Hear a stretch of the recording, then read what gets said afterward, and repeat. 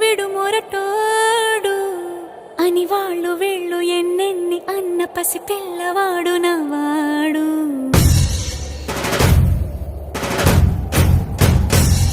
విడు ముండోడు అని ఊరు వాడ అనుకున్న గాని మహారాజు నాకు నవ్వాడు.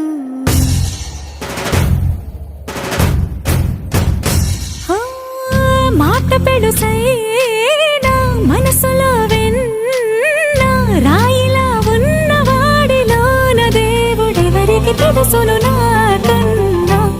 సూసేకి అగ్గిరవ్వ మాదిరే ఉంటాడు.